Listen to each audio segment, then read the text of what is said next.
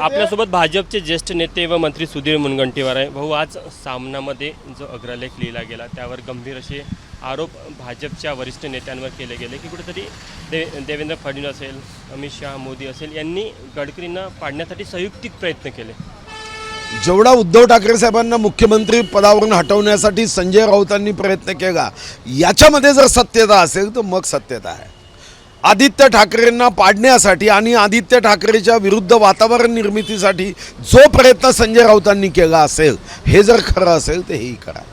असं आहे, सनसटणी निर्माण करण्यासाठी आणि काहीही बेछूट आरोप करायचा. आता काय झालं, संजय राऊतांना पहिले बेछूट आरोप करण्याची सवय होती. आता या सवयीचं रूपांतरण व्यसनामध्ये झालं. आता एक व्यसन झालं की या टाईमवर जर असे बेछूट आरोप केले नाही तर मला वाटतं की त्यांना कसं तरी व्हायला लागतं. गडकरी सर्वमान्य नेते आहे. गडकरींना मदत करणारे मी अनेक लोक पाहिले की निवडणुकीत काँग्रेसचे लोकसुद्धा पक्षविरहित हा नेता आहे असं म्हणून पाठीमागे उभे राहतात. गडकरींचं 99% समाजकारण, विकासकारण, 1% राजकारण. म्हणजे मी तरी अनुभवलं गडकरींच्या सोबत जेव्हाही मी त्यांच्या गाडीत बसतो, मी कधीच त्यांना राजकारण, निवडणुका यावर चर्चा करताना पाहिलं नाही. त्यांचा हायड्रोजन फ्युएल, शेती, शेतकरी कसा सुखी होईल, सिंचनाचे प्रकल्प कसे होईल, पायाभूत सुविधा, मी कधी मला वाटतं की कोणतं रसायन आहे त्यांना पाडण्यासाठी मोदीजी कशासाठी प्रयत्न करेल. गडकरीजींना पाडण्यासाठी देवेंद्रजी, मोदीजी कशासाठी प्रयत्न कर, काय कारण आहे. अरे त्यांची ही ॲसेट आहे.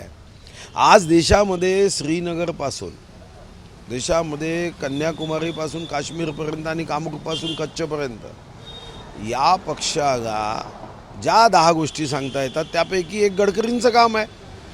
आणि कोणताही पक्ष स्वतःच्या पायावर धोंडा टाकून घेईल का की गडकरींना पाडण्याचा प्रयत्न करा. उपयोग काय त्याचा. त्यांनी कुठेतरी संघ परिवाराची पुष्टी दिली. ते म्हटले की संघ परिवारामध्येच ही चर्चा आहे की गडकरींना पाडण्याचे संयुक्त प्रयत्न झाले.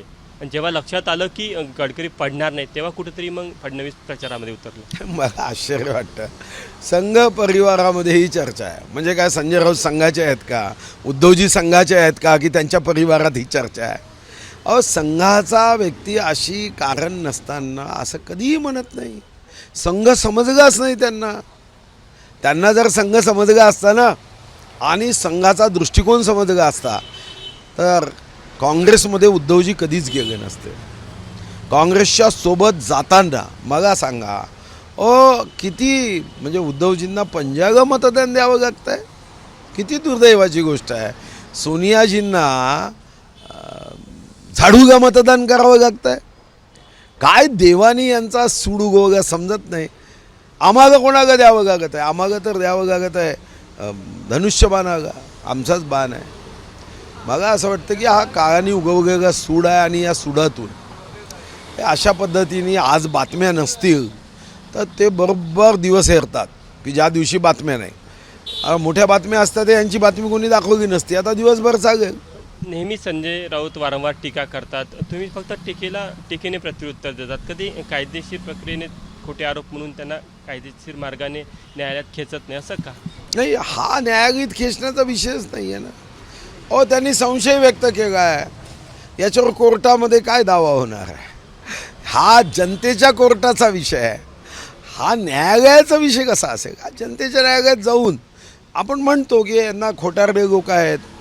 गोबेल्स नंतर आता हे आधुनिक गोबेल्स जागा आहे. या कोर्टात थोडी जात आहे. तर संजय राऊतला काय उत्तर द्या शेवटलं आहे का? जनता उत्तर देईल. निवडणुकीचा विजय उत्तर देईल. आणि मग विश्वास आहे की एक दिवस त्यांनाच पश्चात्ताप होईल. महाराष्ट्रात काय चित्र येईल असं वाटतं तुम्हाला 48 जागेमध्ये? जनता चांगला आशीर्वाद देईल. माननीय मोदीजींच्या पाठीशी महाराष्ट्र उभा राहील. मदर इंडियाची सेवा करणारे मोदीजी, या मोदीजींच्या मागे दिल्लीचेही तख्त राखतो महाराष्ट्र माझा. महाराष्ट्र साध्य. ओव्हरऑल काय म्हणजे 48 पैकी किती अपेक्षित आहे तुम्हाला की तितक्या जागावर तुमचा विजय होईल? असं संख्येवर मी बांधत नाही कारण मला इतका काही शास्त्रसुद्धा अभ्यास नाही.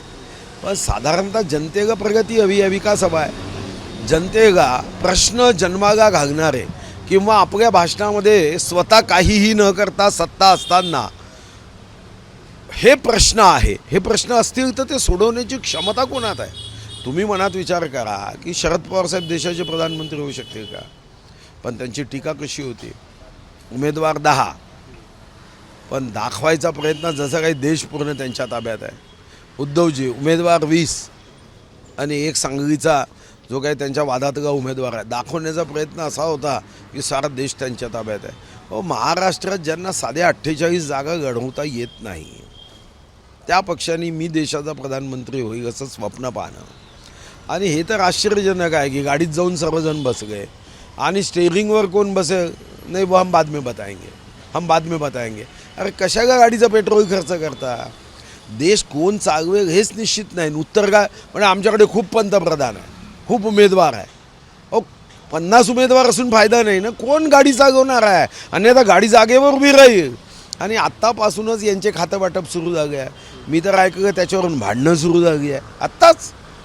म्हणजे मी लहानपणी मुंगेरी गाल की हसीन सपने ही कथा ऐकली, पण त्या कथेमधले पात्र हे कुणी अशा पद्धतीने 21व्या शतकात सजीवपणे साकारत असेल असं कधी वाटलं नव्हतं. तुम्ही 400 पारचा नारा दिला, पण जे वेगवेगळे सर्वे आले त्यामध्ये कुठेतरी भाजपला 300च्या खाली जागा दाखवत आहे. नाही ठीक आहे ना, सर्वेचं काम केलं. मध्य प्रदेशमध्ये आम्हाला सरकार येणार नाही असं सर्वेनी सांगितलं. आमचं सरकार आलं. छत्तीसगडमध्ये येणार नाही आलं. प्रत्येकाची आपली एक आकलन क्षमता आहे. 400चा जो अबकी बार 400 पार हे एक शक्ती वाढवण्यासाठी करतो आपण आणि ही शक्ती वाढवण्यामध्ये मोठं यश आलं आणि यातून एक चांगली वातावरण निर्मिती झाली आणि आम्ही जाऊ असं अनेक जण सांगत आहे. 6 महिन्यानंतर विधानसभेच्या परत निवडणूक आहे, कशा प्रकारे तयारीला सुरुवात झाली? नाही, मेहनत केली पाहिजे. मेहनत केली, प्रयत्नाची पराकाष्ठा केली तर विधानसभेतही मोठे यश आहे. सुरुवात झालेली आहे तयारी? सुरुवात तर रोज केली पाहिजे. मला असं वाटतं की निवडणूक तोंडावर असताना का सुरुवात केली पाहिजे? शेवटी निवडणुका घडवतो कोणासाठी? जनतेच्या सेवेसाठी. तर जनतेची सेवा निरंतर केली तर निवडणूक हे बाय प्रॉडक्ट आहे. लोकसभेच्या निवडणुकीची रिव्हिजन असेल, विधानसभेची तयारी? हे प्रत्येक निवडणूक स्वतंत्रपणे होते. मला व्यक्तिगत रीतीने वाटतं की एका निवडणुकीचा दुसऱ्या निवडणुकीवर परिणाम होत नाही. प्रत्येक निवडणुकीचा अलग अभ्यास करावा लागतो. फिजिक्सची पुस्तकं वाचली म्हणून केमिस्ट्रीचा प्रश्नपत्रिका सोडवता येणार नाही आणि केमिस्ट्रीचा अभ्यास केला म्हणून बायोलॉजीची सोडवता येत नाही. तसं ही निवडणूक आहे. लोकसभे विधानसभे आपण बघितलं 1999मध्ये आम्ही अनुभवलं. एकाच वेळी दोन्ही निवडणुका झाल्या, पण दोन्ही निवडणुका एकत्र होऊनही काही असे मतदार होते की विधानसभेत काँग्रेसला मतदान केलं आणि लोकसभेत भाजपला मतदान केलं. 7%चा फरक पडला. एका क्षणात, एका सेकंदात मतदान होत होतं. लोक आपापल्या पद्धतीने आपल्या आवडीचा पक्षाचा उमेदवार कुठं कोणाला निवडून द्यावं हे ठरवतात.